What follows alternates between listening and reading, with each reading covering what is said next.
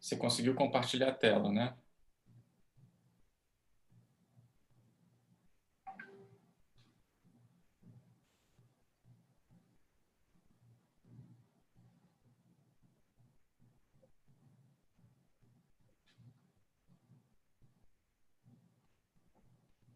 Só tem mulher nessa turma.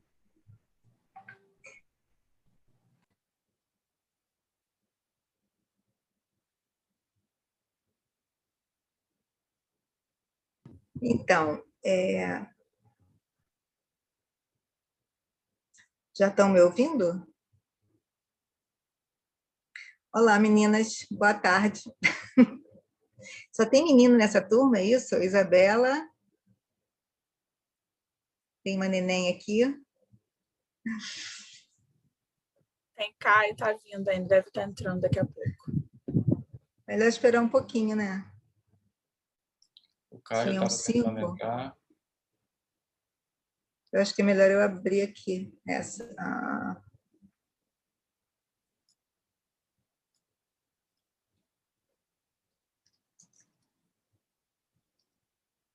Você quer testar, Bom, vamos. quer Fala. testar o compartilhamento de tela? Ou você já testou com a Thaís? Com a Thaís, para chamar o PowerPoint, né? Uhum. Isso. Engraçado. Temos a Bruna aqui.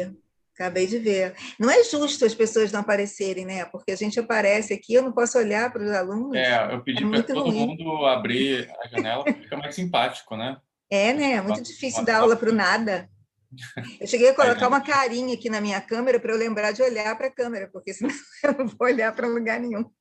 Maria Eduarda, o Caio. Muito bem, cheio de menina, tem o Caio. Tá, Cheio de psiquiatra. Tem algumas que já entraram em contato comigo, que é a Amanda, que parece que ela está no plantão. Deixa eu ver quem mais. Teve um outro que entrou em contato comigo, que falou que a internet não estava boa. E outro que falou que vai ver se consegue depois assistir a aula. Mas acho que a gente já pode começar, a gente já tem pelo então menos tá bem. 5 alunos, tem um quórum de mais de 50%. É verdade, é o Caio. Olá. Isabela. Isabela, tá ali. Boa tarde, meu nome é Nelma, eu sou psiquiatra há bastante tempo, eu acho que esse ano fazem 35 anos que eu me formei, então, e eu entrei para medicina para fazer psiquiatria, então eu sou psiquiatra há muito tempo. Eu fiz residência no Hospital Pinel e dou aula de psicopatologia há muito tempo, porque eu acho que a psicopatologia é bem apaixonante mesmo. Eu acho que é a coisa mais antiga que vocês vão estudar aqui é a psicopatologia, né? Ontem eu estava numa reunião e que as pessoas falavam tanto de tecnologia e de quanto a tecnologia estava influenciando na medicina e ajudando a medicina, e eu estava me sentindo um dinossauro. A psicopatologia, ela é muito dependente do profissional, né? A gente tem que aprender a ouvir o paciente e a olhar para ele. Bom, então vamos lá. Vocês podem me interromper a qualquer momento, sem problema, eu até prefiro, não tem problema nenhum. E parece que a gente tem um intervalo pode fazer um intervalo de 15 minutos. O que vocês preferem fazer? Podem ser 2 intervalos, um intervalo, ninguém liga? Pode ser. Então tá bom. Então acho melhor a gente fazer um no meio da aula, né? Para dar um tempinho, porque a aula é longa. E essa aula é assim, a gente pode ter umas próximas aulas que a gente pode ter uma animação, alguma coisa, um filminho, mas essa não tem como. É dureza. Qualquer coisa vocês gritam. Se vocês estiverem muito cansados, vocês reclamam, a gente fala alguma bobagem e relaxa. Tá bom? Então vamos lá. Agora, essa é a minha primeira aula online. Vocês tenham paciência comigo, por favor. E eu vou aqui tentar, que vai dar tudo certo, compartilhar a tela, ok? Tá ótimo. Vamos lá. Conseguiu. Agora, cadê os alunos que eu não estou vendo eles? Eles estão aqui eles devem estar do lado, ó. Eu consigo vê-los. Eu só estou vendo um. Depende de como está a sua configuração de view ali no... Melhorou. Agora eu vi todo mundo de novo. Então tá, mas eu vou ter que chegar isso para cá. Vou botar aqui. Então, como eu disse, a psicopatologia, ela é a coisa, acho que o nosso instrumento mais antigo e o único e o que funciona até hoje, né? É você olhar para o paciente e prestar atenção nele, que ele vai te dizer tudo que ele sabe. A gente vai aprendendo psicopatologia. A minha intenção não é exatamente ensinar a psicopatologia, mas ensinar como vocês podem aprender a psicopatologia. Porque nós temos livros muito bons. Na verdade, a gente usa o livro do Jaspers, que foi de 1913, né? Super novo, super atual. A minha edição é a 9ª, nem sei em que edição está. Então, a gente tem que aprender a aprender. Quando a gente entra para a medicina, tem uma hora que parece que a gente não entende nada, né? Você estuda lá os sintomas, você vê o paciente, aquilo não faz sentido, não linka, né? E, de repente, um dia você acorda e pronto, e aquilo começa a fazer sentido na sua vida. É assim, é um raciocínio clínico, né? A gente adquire o raciocínio clínico de tanta repetição, ele vem, ele aparece. E aí você consegue pensar como médico, assim como os advogados têm um raciocínio jurídico, nós temos um raciocínio clínico que a gente aprende assim. E a psicopatologia é assim, ele é como um raciocínio. Ela vai te levar ao diagnóstico, mas você tem que entender o paciente, você tem que saber o que perguntar, como perguntar, mas ele vai te dizer tudo isso. A gente aprende dessa forma, perguntando. Até hoje, às vezes, eu me surpreendo com alguma observação do paciente, algum relato de sensação que eu não tinha visto daquele ângulo. Não que eu não conhecesse aquele sintoma, mas eu não tinha percebido ele daquele ângulo que o paciente percebeu. E aí, às vezes, faz toda a diferença. Você fala, nossa, eu podia já ter percebido isso. E ele que diz, você tem que ler muito, mas você tem que prestar atenção no paciente. É ele que vai te ensinar. E tem que ter curiosidade, você tem que perguntar. Né? Às vezes você já sabe o que é, você já sabe, ele é um esquizofrênico, tá bem, eu vou fazer tal medicação, mas conversa com ele, porque ele vai te ensinar um monte de coisa, ele vai te ensinar um monte de sensação que o outro paciente não vai te entregar tão fácil, você vai precisar. Então, conversa, pergunta como é que ele sente. Você demonstra interesse, o paciente acaba gostando disso e você aprende dessa forma. Esse é o jeito de aprender psicopatologia, é ouvindo o paciente mesmo. Então, vem a palavra, né, etimologia, vem do grego, que é psique, que pode ser visto como alma, mente. Alma fica muito esquisito, né? Mas as pessoas adoram falar que é um estudo da alma. Mas eu acho bem esquisito. Acho que mente é bem mais apropriado. Patos, que é de sofrimento, e logos, que é do estudo. Então, a gente tem, na verdade, o estudo do sofrimento da mente. E é isso, né? É um estudo sistemático do que um cérebro transtornado mostra para você. O que um transtorno mental apresenta de sintoma, é esse o objeto de estudo da psicopatologia. Ela pode ser descritiva ou pode ser compreensiva. A psicopatologia descritiva é a que nós usamos, né? Você descreve o sintoma, exatamente como ele está ali, como o paciente diz que é, como ele se mostra. Aí, com essa descrição de sintomas, a gente acaba juntando e fazendo, que foi feito na psiquiatria, que faz a nossa nosologia, né? Que faz a nossa classificação de doenças. Na compreensiva, na psicopatologia compreensiva, ela é mais usada pelos psicólogos, né? Pela psicologia, porque eles explicam aquele fenômeno, eles dão um motivo para aquilo. Na psiquiatria, a gente vê mais assim, por exemplo, se você tem um paciente delirando, um paciente é como assim, como se a bioquímica dele fosse fazer ele delirar, né? Ele tem aquela predisposição da doença para o delírio. A maioria das pessoas vão delirar com a sua própria história, né? Você não vai delirar com a história do outro, você vai ter... Então, por exemplo, se o cara é um cirurgião e perdeu o paciente, foi mal, cometeu algum erro, se esse paciente for delirar, possivelmente ele pegue essa história e delire em cima disso, entendeu? Que está sendo perseguido, a família fez alguma coisa de mal para ele, porque ele cometeu esse erro. Geralmente tem um link, às vezes não tem nada a ver com nada. O delírio pode ter temas infindáveis, mas isso é comum de acontecer, entendeu? O cara é policial, aí começa a desenvolver uma paranoia, ele vai achar o quê? Que é um bandido que matou, então, que está perseguindo. Isso é muito natural que seja assim. A psicologia faz o quê? Ela pega isso e usa como explicação. Ah, o sujeito está delirando porque aconteceu isso com ele. Para a gente não é assim, né? A gente não consegue fazer essa ligação. A psicologia explica. E a psiquiatria, é muito feio falar isso, né? Mas eu acho que essas explicações atrasaram a psiquiatria em muito tempo, em muitos anos. Porque enquanto as outras especialidades começaram a procurar coisas mais biológicas, né, e evoluíram muito rápido, a psiquiatria ficou explicando muito. Então, isso tem um limite, né? Tem um valor para terapia muito bom, né? Tem um valor para tratamento muito bom, a terapia, mas essas explicações deixaram a psiquiatria bem para trás, né? Agora a gente sabe. Aqui nós temos uma definição grande. Ó, psicopatologia é o estudo descritivo dos fenômenos psíquicos de cunho anormal. Então, é isso, a gente se ocupa com a coisa normal. Na história da psicopatologia, você vai ver que muitas coisas, muito funcionamento normal que a gente conhece, ele veio do reconhecimento do anormal. Assim, a gente partiu do reconhecimento de uma coisa normal para saber como é que aquela função psíquica funciona. Isso na história da psicopatologia vocês vão ver bastante.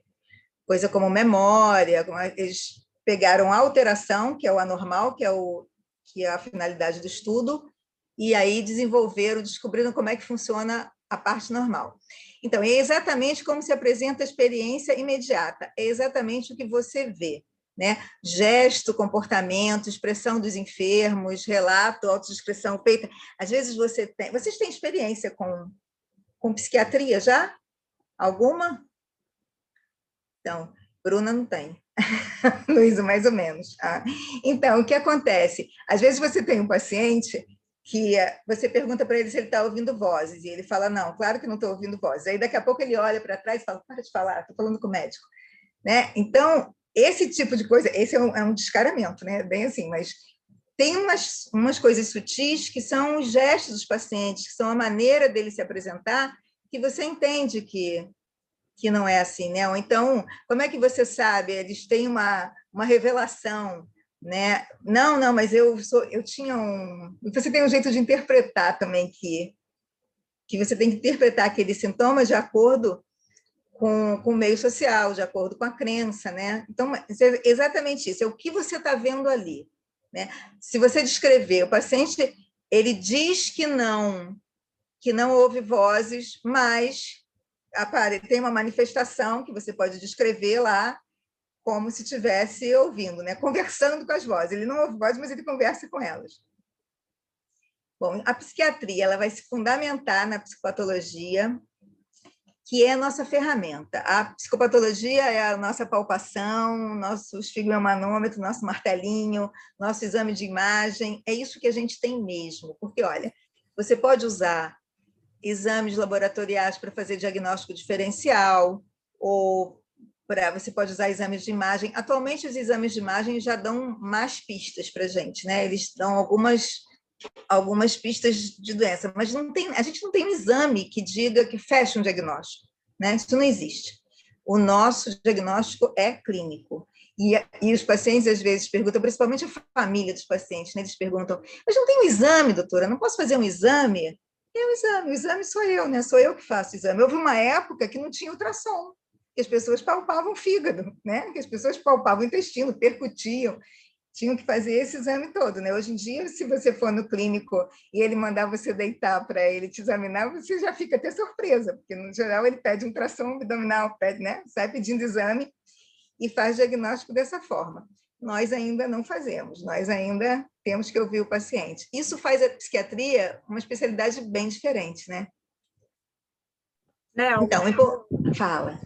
Só tirar uma dúvida. Quando você diz que a psiquiatria, quando você estava explicando, eu não entendi se ela é descritiva e compreensiva, ou se ela é só descritiva e a compreensiva fica mais para psicologia. Então, a compreensiva fica mais para psicologia. É que Tá. explica aquele fenômeno, entendeu? Porque você pode ter um delírio do nada, você pode delirar com uma coisa que não tem nada a ver com você, um assunto completamente absurdo, mas a psicologia ela tende a querer uma explicação daquilo. e, na verdade, isso não funciona. E não funciona nem para o psicótico saber, né, sobre isso. Olha, o importante é saber o que está se passando com o paciente, como ele se sente em relação àquele fenômeno. Tem uma outra coisa assim, por exemplo, você pode aferir a gravidade. O paciente, ele ouve vozes e a voz manda ele fazer alguma coisa. Aí ele obedece. Ele obedece porque essa voz está com muita força, né? Você tem um sintoma grave. O paciente pode ouvir a voz mandar fazer alguma coisa e ele conseguir ignorar. Isso te dá uma noção de gravidade daquele quadro. Então, é aquela observação que você tem que ter. Eu tinha uma paciente que ela achava que ela era filha da Simone, da cantora, e que a família dela tinha sequestrado ela. Eram traficantes internacionais que tinham sequestrado ela. Esse delírio era um delírio que cristalizava. Esse nunca passava. O delírio cristalizado, a gente não consegue melhorar nem com medicação, ele fica lá. Só que, quando ela estava em crise, quando ela parava com a medicação, ou quando ela piorava, ela ia para o aeroporto quando sabia que a Simone estava viajando, ela ia para a porta da casa da Simone, ela não falava com a família, ela trancava no quarto. Aí, depois que ela melhorava, ela continuava achando que ela era filha da Simone e que aquela família era uma família de sequestradores. Mas ela fazia as refeições com a família, ela conversava com a família, ela não ia mais atrás da Simone, entendeu? Então, isso é aquela observação do momento. Nesse tipo de observação, você tem uma noção de gravidade, né? Porque o paciente ele pode, às vezes, conviver com o delírio dele e se comportar de uma maneira razoável, mas quando o sintoma é muito forte, ele vai se determinar de acordo com aquele entendimento. Então, o que interessa para a gente é isso, é o sintoma, é o sofrimento psíquico mesmo. Aí, o método que a psicopatologia usa é o fenomenológico. Esse método fenomenológico, ele é um método de investigação que foi descrito, né, pelo Russell, que era um filósofo. A filosofia e a psiquiatria se misturam muito, principalmente a psicopatologia, porque não teve uma época que não tinha a psicologia, né? Quem se ocupava mais dos fenômenos psicológicos era a filosofia mesmo. Então, cadê? Voltou? Vou achar. Então, o interesse, o que fala na fenomenologia? Que o que interessa é o que você vê, é a impressão que você tem da coisa. Então, é aquela história de o azul não é igual para todo mundo, né? O meu azul é diferente do seu. O que interessa muito na fenomenologia é o que eu sinto em relação àquilo, né? É o que eu faço, como eu estou me movendo de acordo com aquela sensação. Não é uma coisa padronizada, né? Não pode ser uma coisa padronizada, é diferente. O seu jeito de delirar é diferente, porque é uma pessoa. A gente não vê o sintoma como regra, assim. Não é que nem um fígado aumentado 2 centímetros da borda costal. Não, é uma pessoa delirando, é a outra pessoa delirando. São pessoas que têm o sintoma, não são sintomas que vão sendo encaixados nas pessoas. Esse método fenomenológico, a psicopatologia pegou para o uso também, né? Então, mas desse jeito, que o que importa, né, a fenomenologia se importa com a vivência do fenômeno pelo sujeito, e não pelo fenômeno em si. Não importa se está existindo mesmo o delírio, se os homenzinhos verdes desceram no quintal do paciente, importa o que ele viu, o que ele sentiu com aquilo, se ele teve medo, se ele foi indiferente, se ele nem ligou, se ele achou mal barato. Isso vai ajudar bastante no diagnóstico, né? A coisa que ele sente. Então, esse método fenomenológico, ele foi meio que adaptado pelo IASPES para a gente usar na psicopatologia. Aí você pode ter sintomas. Acabei de descobrir que tem uma setinha aqui embaixo, maravilhoso. A gente pode ter sintomas objetivos e subjetivos, né? Esses objetivos são os que você vê. A expressão facial, o jeito de se mexer, né? Se tem estereotipia, na catatonia, é uma coisa bem evidente. Esses são os que você pode olhar, ou como descuido pessoal, né? Ou como na mania, o exagero. Esse é o sintoma objetivo. E o subjetivo é aquele que você consegue extrair do paciente, né? O que ele consegue te falar. O que você consegue, porque às vezes a gente tem que inventar, né, para conseguir ter um relato. Eu botei de novo essa definição aqui, para a gente ver de outra forma. Então, a psicopatologia é o estudo descritivo de fenômenos psicoanormal. Aí, quando a gente tropeça aqui nesse anormal, a gente tem um problema que é uma discussão que não acaba nunca, né? Do que é anormal e do que é patológico. Do que é normal, o que é anormal, normal, anormal e patológico. Para nós, patológico, a gente tem uma noção, a psiquiatria, ela não é uma especialidade de exceção, porque às vezes parece isso, né? Não é nada, é com psiquiatra.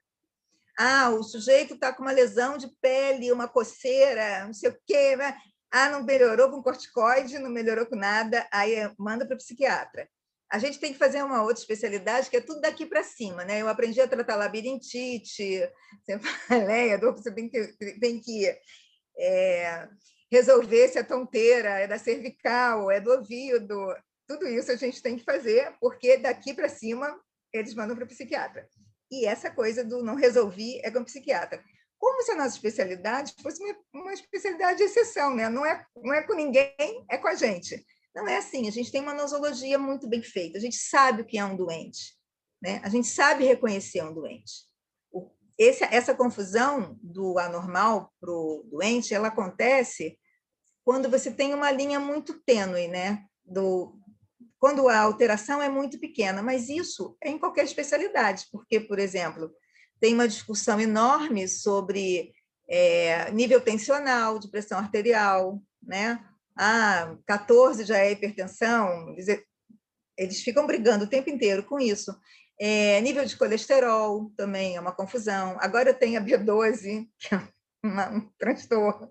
Então, não é só nosso problema do que é anormal e o que é patológico. Mas existem alguns critérios. Os critérios de normalidade. Você pode ter... São milhões de critérios de normalidade. Eu peguei alguns aqui só para a gente ter ideia de como isso é relativo, né? Como isso não é uma coisa constante. Você tem como ausência de doença. Tá, a pessoa não tem sinal nem sintoma nenhum, então ela é saudável. Não é bem assim, né? Pode ser que não. Né? E você dizer que uma coisa não existe é como você ter que fazer... Se você tiver que fazer um laudo para um paciente, dizer que ele não é doente mental, é muito mais difícil do que você fazer um laudo e dizer que ele é doente, né? Que é doente, a gente sabe, a gente consegue afirmar. Mas na hora que você tem que dizer que ele não é doente, fica muito complicado, porque ele pode ser um bipolar, que está numa fase estável, e você não tem como falar, ele pode enlouquecer daqui a 2 dias, e você não tinha como prever isso naquele momento. É sempre bom colocar, quando a gente faz laudo, a gente sempre coloca no momento, não apresenta, porque é para se resguardar. Mas, então, essa ausência de doença é muito difícil de você dizer que uma coisa não existe, né? É uma coisa bem discutida. Ou então ele é normal porque ele não tem doença, não tem nenhum sinal ou sintoma que eu estou vendo agora. É discutido também, mas é usado esse critério. Tem o critério do bem-estar, que eles usam a definição da OMS, aquela de saúde, que eu até esqueci como que é enorme, bem-estar físico, mental, social.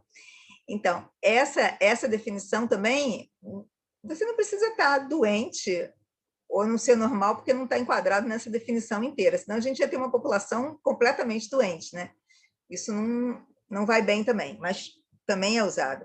Boa adaptação às normas socioculturais. Aí, assim, aquele cara que casou, teve 2 filhos, trabalha, vai à igreja domingo, não fala mal do regime político, esse é o cara super bem adaptado. Esse seria o normal, né? Também não funciona, né, gente? Isso aqui, a psiquiatria tem essa fama também, porque nesse item aconteceu muita atrocidade por conta disso, né? Os sistemas totalitaristas, você é contra o governo, então você é louco, né? Você está contra esse regime político, você é louco. E contra normas sociais das mais básicas, né? Se alguém fosse contra, podia ser diagnosticado como doente. Tem a norma estatística, que é bem razoável, né? Você está dentro de uma... Você está bem com todo mundo, porque isso entra fator histórico, entra a sociedade que você está. Então, isso parece bom. Mas, por exemplo, a cárie dentária, é um exemplo muito velho, mas a cárie dentária, ela é uma coisa patológica. Mas é normal, né? Todo mundo tem. Pelo menos a maioria das pessoas tem. Então, já não cola muito aqui para o nosso normal. E tem muitos outros exemplos assim que você fica em dúvida dessa normalidade estatística. Você ter, por exemplo, um dedo a mais na mão. Isso é anormal, mas não é uma doença, né? Tem uma história, eu não sei de que época que é a Anal dos Desesperados. Não sei se vocês já ouviram falar nisso, tem livro de história da medicina. Eles acreditavam que as pessoas que não se adaptavam naquela situação, naquele local, naquela civilização ali, elas não se adaptavam, as pessoas que eram provavelmente doentes mentais, elas não se adaptavam porque aquela sociedade não era boa para elas, a sociedade não conseguia combinar, ela não combinava com a sociedade. Aí existia uma barca que eles iam trocando. Então, essas pessoas passavam, essas pessoas entravam na barca e outras ficavam para ver se essas outras se adaptavam. E elas iam, assim, trocando para procurar o seu normal, né? Procurar onde é que ela poderia se estabelecer bem nas normas socioculturais. E tem também o outro parâmetro aqui, que eu botei, outro critério, que é o subjetivo, é de você se sentir bem. Então, eu me sinto bem, eu não sou doente porque eu me sinto bem. Maníaco se sente melhor do que quando está bom, né? Então, também esse critério... Então, todos esses critérios são muito discutíveis. E essa discussão vai ser sempre assim. E a gente ainda tem a fama de ter trancado muita gente normal que não se adaptava socialmente ou não concordava com o regime vigente. Então, isso na psiquiatria é sempre pior. Mas também, os cardiologistas não resolvem sobre a pressão arterial, nem sobre o colesterol. E você tem o anormal e o patológico. O anormal é sempre patológico? Também não é, né? Você tem anormalidades, por exemplo, a psicopatia é uma normalidade e não é considerada uma doença. O exemplo que eu dei de um dedo a mais na mão, ou alguma alteração anatômica que não faça diferença para a sua saúde, não é patológico, né? Apesar de ser anormal. Então, mas isso vocês sempre vão ouvir, sempre vai ter alguém que vai puxar esse assunto. Quando você disser que é psiquiatra na festinha, alguém vai falar: mas a psiquiatria trancou muita gente, que não, isso ainda existe. O preconceito diminuiu muito, né? Eu acho que hoje nós somos bem mais queridinhos do que antes, mas era muito grande, né? Acho que a divulgação, eu acho que melhora muito, né? As pessoas falarem, pessoas famosas que vão para a TV dizer que são doentes, que têm um transtorno mental, eu acho que isso ajuda muito. E também a oferta de serviço, né, que aumentou muito. Mas era muito difícil. Eu me lembro quando eu fazia medicina, as pessoas perguntavam: você faz o quê? Medicina? Aí vinha aquele sorriso, né? Nossa, que lindo, nossa, que profissão maravilhosa. Aí fazia o quê? Aí você falava psiquiatria. Aí você via o sorriso desmanchar, assim, bem, né? Que coisa. Como é que alguém pode fazer isso? Bom, vamos lá para a história. Esse aqui é meu quadro preferido do Van Gogh, Os Comedores de Batata. No século XVIII, a primeira vez que a psiquiatria foi considerada como especialidade médica foi no século XVIII. Isso porque o Pinel, né, foi foi dirigir um hospital de grande porte na França, e eles lá tinham de todo tipo de gente nesse hospital. Bandido, todo mundo que não combinava com a sociedade, doente, tinha todo tipo de gente. O Pinel conseguiu separar os doentes dos não doentes, segundo a norma da época, né? Segundo o entendimento da época, e dos doentes ele conseguiu separar em alguns sintomas, em algumas características. Por exemplo, ele separou os esquizofrênicos que eram mais diferentes. Ele conseguiu separar os deprimidos, conseguiu separar os retardados, né? Então ele começou a esboçar uma nosologia ali. Foram as primeiras classificações nosológicas, foi o Pinel, o Turk e o Rush que fizeram isso. E aí a psiquiatria começou a ser considerada como uma especialidade médica. Aí no século XVIII e XX, ainda com Pinel, com Esquirol, com Kraepelin, eles fizeram uma descrição do ensino. Eles começaram a falar, a chegar perto da psicopatologia. Eles começaram a organizar por sintomas e a descrever os sintomas. Entendeu? Primeiro, eles pegaram as características dos doentes e separaram por características comportamentais. Depois, eles começaram a investigar os sintomas e começaram a fazer as primeiras classificações psicopatológicas. Aí, no século XX, na França também, um filósofo francês, o Ribot, ele foi criar um método ele cria um método de psicopatologia, mas esse é um método mais voltado para a psicologia também, porque, como eu falei, nessa época não tinha a psicologia, né? Quem se encarregava da psicologia era a filosofia. Então, ele criou um método psicopatológico na psicologia, mais voltado para a psicologia, que é um método que tende a entender o sintoma também. Descreve, mas tende a entender os sintomas.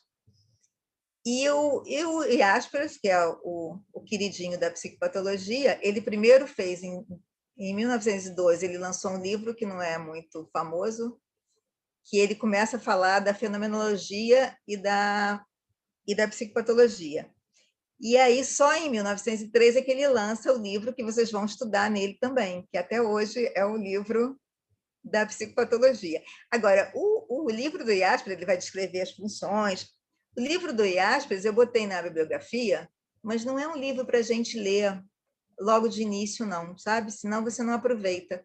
É bom você ler um livro mais fácil mesmo, né? Mais básico, para você ter um embasamento melhor, para você aproveitar a leitura do Jaspers, porque senão não dá certo, não. É imprescindível. É muito legal de ler e é muito bom de ler. Desperta muita curiosidade. Mas eu acho que vocês têm que ter uma ideia melhor da psicopatologia antes de começar a ler.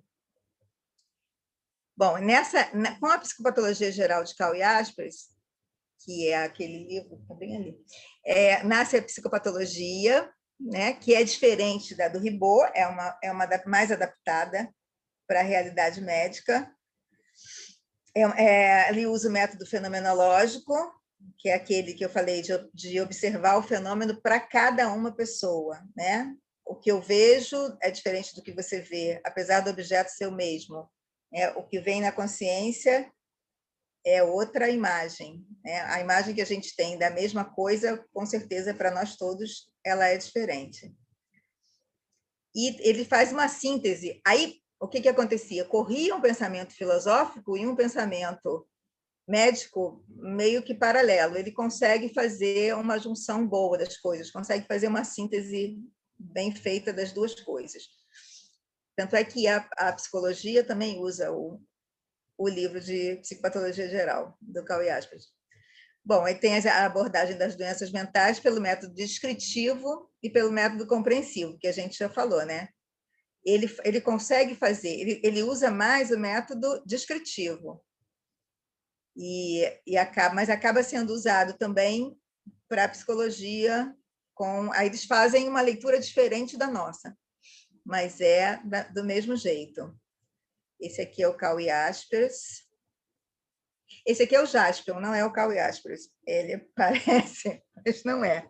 Não é da geração de vocês, o Jaspion.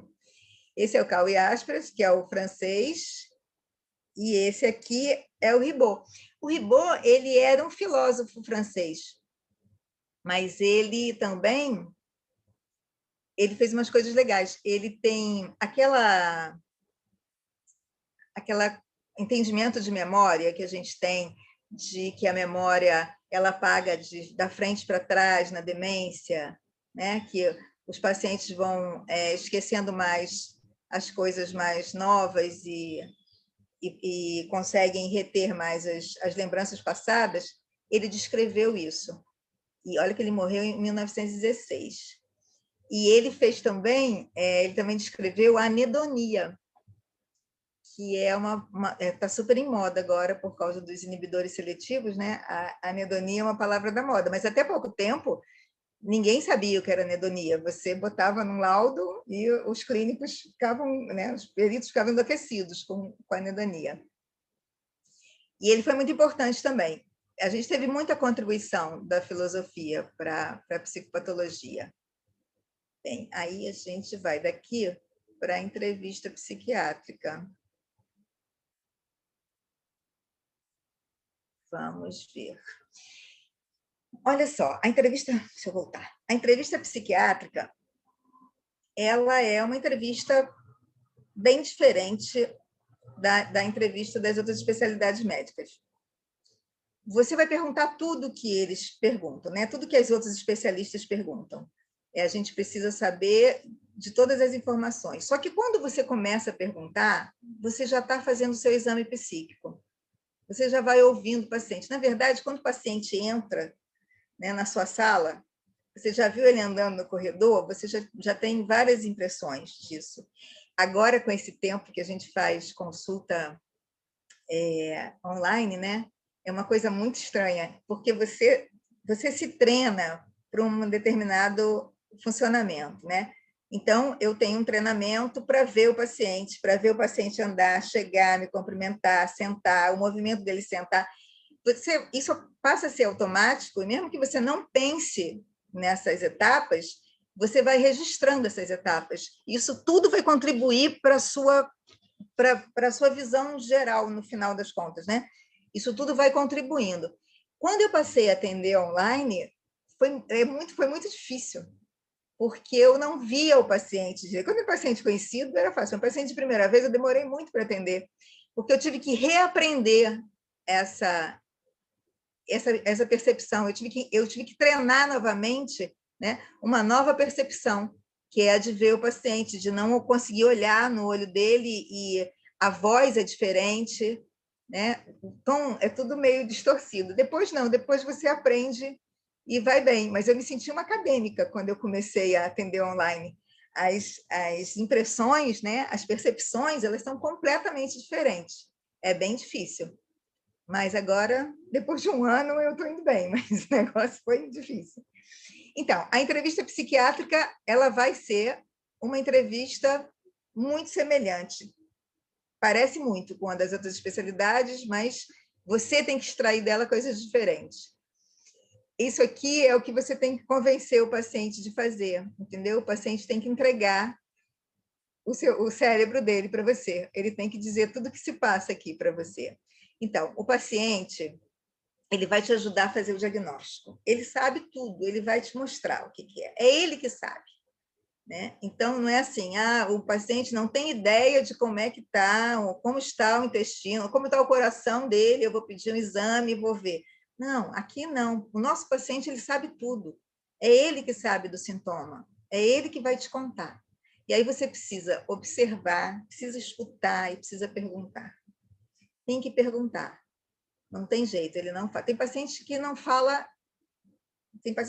nada, né? Que você quase tem que fazer o diagnóstico pela história e pelo que você observa nele, né? Mas tem pacientes que contam. E tem uns pacientes que eles têm uma vivência maravilhosa. Assim, eles têm uma capacidade de descrever a vivência de um jeito muito especial.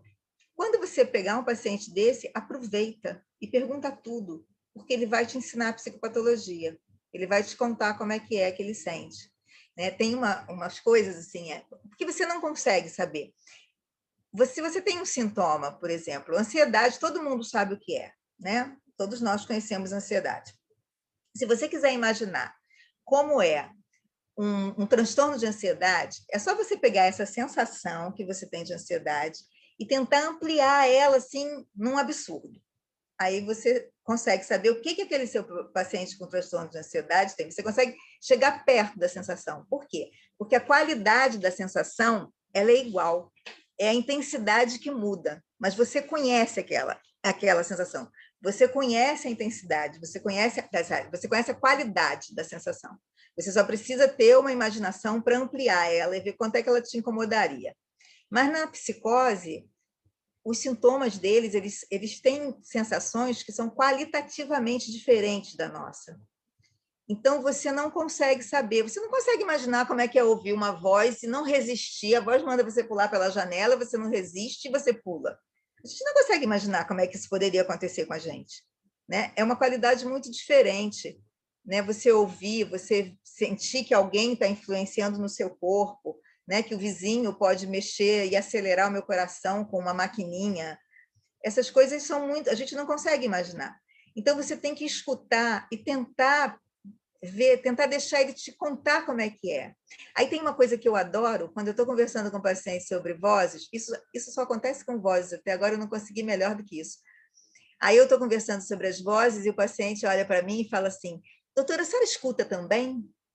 Isso é maravilhoso, porque eu tenho a sensação de que eu quase cheguei lá, eu quase sei o que é, né? Quando ele consegue pensar que eu estou entendendo tanto o sintoma dele, a ponto de achar que eu sei mesmo o que é fantástico, é muito legal. Então, esse é o grande barato da psicopatologia, entendeu? É você saber que sensação é aquela, né? Como é que o cara se sente daquela forma? Como é que você...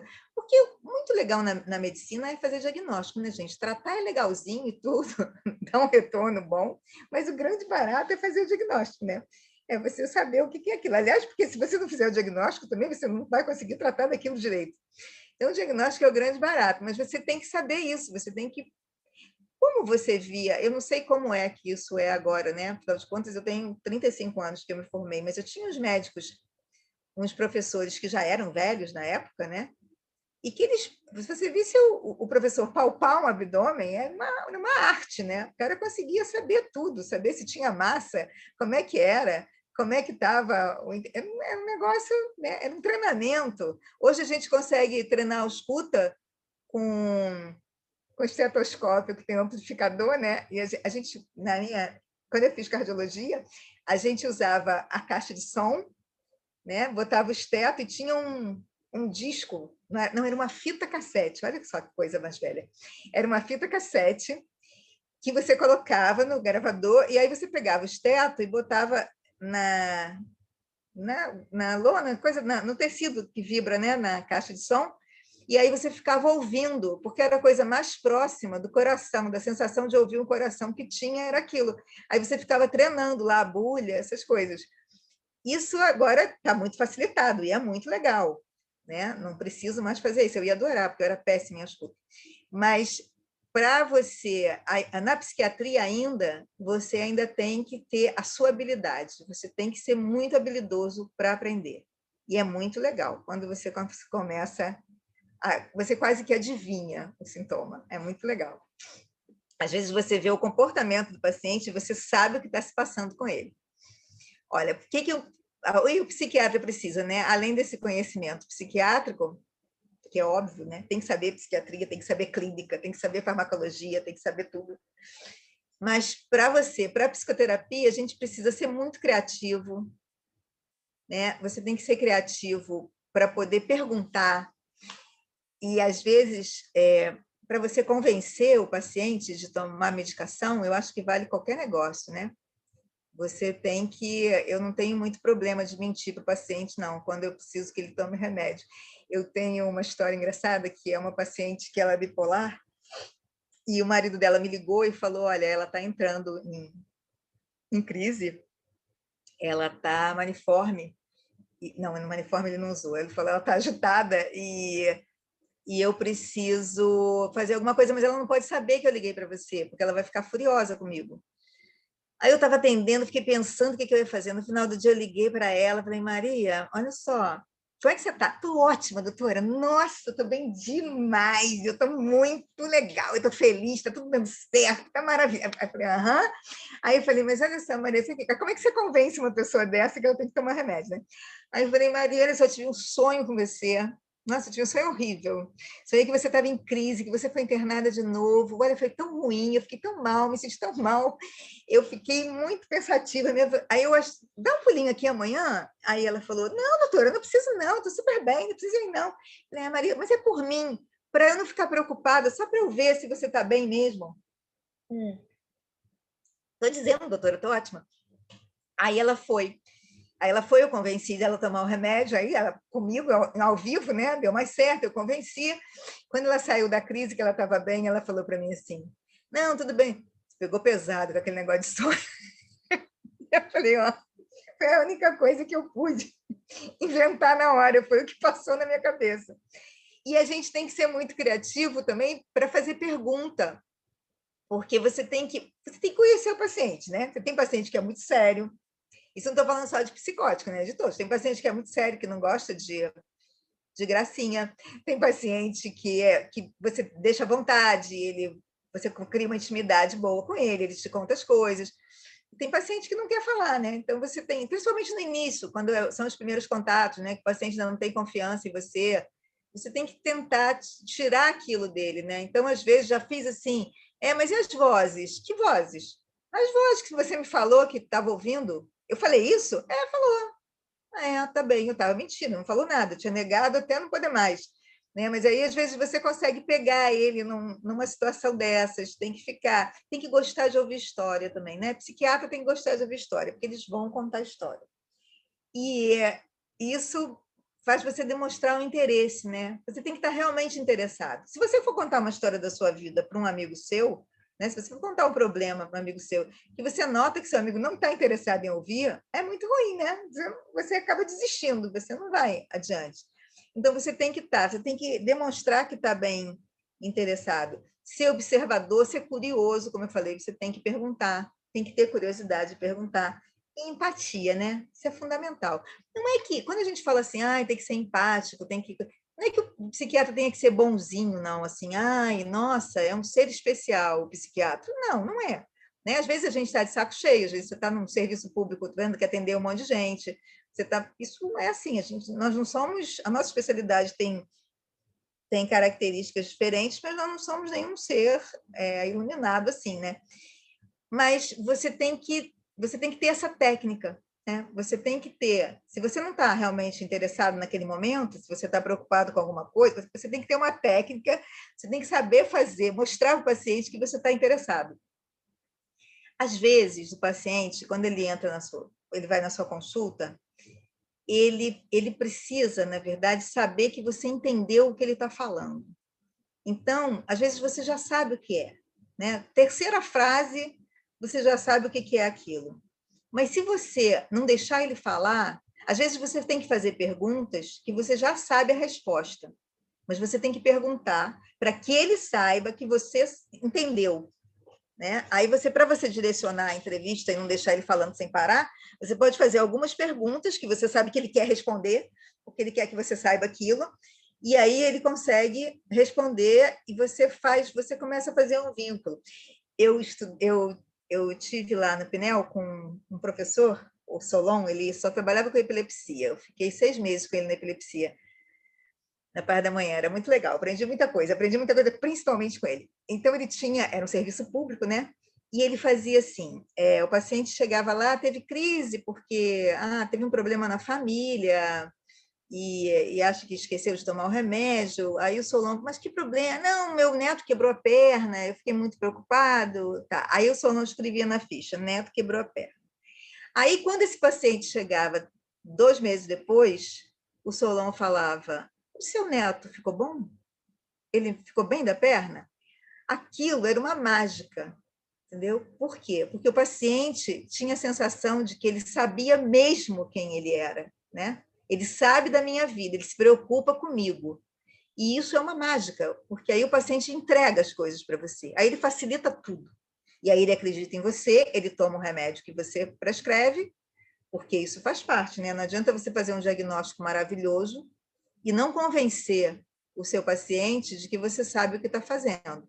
Aí ele vai chegar em casa, não vai tomar o remédio que você prescreveu, não vai melhorar, E ele não vai falar assim, eu fui no médico, não tomei o remédio, não deu certo. Não, ele vai falar, eu fui no médico, não adiantou nada, aquele médico é uma droga. Não resolveu o meu problema. Entendeu? Então, faz parte o convencimento. E essa coisa de anotar, né, para o serviço público, que você não tem tempo, geralmente paciente de consultório, você tem mais tempo para atender, é uma clientela mais reduzida, você consegue saber melhor sobre a vida deles. Mas, às vezes, o serviço público você não consegue, né? Então, se você põe um detalhe, alguma coisa, isso te economiza horas de convencimento, né? Economiza muitas horas de desenvolver relação médico-paciente, porque aí ele vai se sentir único. Nossa, como é que ela se lembrou da perna do neto? Isso é muito legal, isso é um truque bem legal. Mas tem que gostar de ouvir histórias, senão você vai ficar de saco cheio, porque eles vão te contar um monte de história, né? Eles querem que você escute. O psiquiatra, ele não é um médico que olha sintoma e prescreve o remédio e deixa o paciente embora. Não tem jeito, não tem como. Isso não funciona. Aí é como eu te falei, aí o médico vai sair de lá achando que você é ruim, você pode ser um espetáculo de diagnóstico e de prescrição de tratamento, né? Mas ele não vai fazer o que você manda, então ninguém vai melhorar. Vamos lá. Aqui, aí porque eu estava tentando achar uns filminhos, umas figurinhas que alegrassem a nossa aula, né, que não ficasse tão chata, mas eu não achei, não. Aí eu achei só uma coisa para vocês não esquecerem que a gente tem que desenvolver a criatividade. Aí como é que faz? Quer fazer um intervalo agora e a gente volta depois, um pouquinho? Ou está tudo bem? Pode ser, Caio? Não, pode ser o quê, Caio? Intervalo ou não intervalo? Não, vamos continuar. Então tá Podemos bom. continuar. Tá bem. A entrevista psiquiátrica. Anamnese é aquela de sempre, né? Você vai perguntar tudo que você tem que perguntar, mas já de olho no exame psíquico, já prestando atenção. O exame psíquico a gente vai falar depois, nas outras aulas a gente vai falar tudo sobre o exame psíquico. Mas a gente precisa ter uma avaliação física razoável do nosso paciente. O doente mental, né, ele tem, na verdade, uma propensão maior de ter outras doenças. Diabetes, hipertensão, tudo isso é mais frequente, né, no doente mental. Seja por conta da medicação, seja por conta da própria condição. E eles não costumam ir a outro médico, né? Eu tenho, nos pacientes do consultório, eu tenho uma ficha separada que eu controlo exame ginecológico, se fez, eu peço exame, eu peço a bioquímica básica de 6 em 6 meses, entendeu? Eu dou uma controlada. Porque você que é psiquiatra, você vai ser o médico dele. Ele vai confiar em você e você é o médico dele. Você que tem que mandar ele para outro médico, você tem que encaminhar, você tem que convencer ele de outro médico, né? Tem coisas que você mesmo vai resolver, né? Tem umas coisas básicas de clínica que você mesmo vai tratar, porque ele não vai procurar, principalmente psicótico, né? Os outros vão, mas a gente vira meio que um médico de família. As pessoas ficam achando engraçado, porque tem um paciente que me liga, que me manda mensagem para perguntar qualquer coisa, assim, foi no médico, posso tomar esse remédio? Posso fazer isso? Eles acabam ficando muito ligados, né? Porque eles contam tudo. A gente também tem que pensar nisso, né? Você vai no dermato, com uma ferida nas costas, por exemplo, você está doida para mostrar a ferida para o dermato, né? Você vai lá para isso. O paciente psiquiátrico, não. Ele vai te contar coisas que ele não quer contar para ninguém. Né? Então, tem que ter uma empatia muito grande, ele tem que ter uma confiança muito grande em você. Aí ele começa a te eleger como médico e tudo é com você. Avaliação neurológica, a gente tem que saber um basicão de avaliação neurológica, pelo menos, entendeu? É óbvio que ninguém faz exame neurológico em todo paciente psiquiátrico, é um erro, mas é o que acontece normalmente. Mas a gente tem que ter um básico, assim. Eu peguei uma paciente há 2 semanas, aliás, acho que ela vai operar hoje, ela tinha uma ansiedade brutal, era um transtorno de ansiedade muito grave, e ela tinha uma queixa, assim, há 3 anos, teve um desmaio, e essa perda de consciência que durou pouquinho, e teve uma dormência do lado direito. Aí passou. Aí depois evoluiu, de vez em quando ela tinha uma sensação estranha direito, uma parestesia, uma coisa assim que passava, e ela foi a 4 neurologistas, que não botaram a mão nela, né? Não examinaram. E aí ela veio me contando essa história. Eles botaram tudo na conta da ansiedade, porque a ansiedade dela é um monstro mesmo. Então, eles foram botando tudo na conta da ansiedade e ninguém fez uma tomo, na época dos 3 anos, não apareceu nada. E aí ela começou a me falar, eu comecei a perguntar, né? E aí ela me disse que a língua do lado direito ficava, ela ficou com a sensação de que a língua ficava maior e que a língua ficava mais difícil de se mexer, ela ficava com dificuldade de falar. E aí eu fui olhando, isso pela consulta online. Você via que a parte direita dela, do lado direito, ele tinha uma queda, assim, tinha uma diferença, uma ptose palpebral leve. Aí eu pedi para um cirurgião, amigo meu, vê-la, e ela está com um tumor enorme, espalhado, um horror, é uma paciente de 40 anos. Entendeu? Então, a gente tem que ter um mínimo de observação, quando puder fazer paciente de primeira vez, né, com quadro que não esteja muito esclarecido, fazer um exame de imagem, né, para ver se não tem nada, ou mandar, ou pedir para um amigo neurologista dar uma avaliada, porque senão a gente pode comer umas moscas assim. Eu acho que é bem importante fazer isso. E cuidar dele, né? Cuidar do paciente como um todo, porque isso vai ser sempre assim na psiquiatria. Exames complementares. Então, a gente tem esse para avaliação em geral, né? E a gente tem exames complementares para uma coisa ou outra que ajuda a um diagnóstico de diferencial, né? Ajuda um diferencial, ajuda você ter um caminho, até para quem vai encaminhar o paciente, se não for na psiquiatria. Mas eu acho que a gente tem que ter uma rotina para o paciente que continua com a gente. Aí essa entrevista, ela vai acontecer para o psiquiatra em vários locais diferentes, né? Você pode ter essa entrevista no serviço de emergência, que pode ser bastante agitado, né? Eu, quando fiz residência, eu quis fazer no Pinel por conta da emergência. O Pinel tem uma emergência muito boa. Mas eu vi cadeira voando no corredor, né? Eu vi um paciente agitado demais, levado pela polícia. Nossa, aquilo lá você recebe toda sorte de paciente, bem agitado, né? Qualquer agitação vai direto para o serviço de emergência. E aí, às vezes, você consegue conversar com o sujeito fica até quieto, né? O paciente fica até quieto te ouvindo, ele até consegue conversar.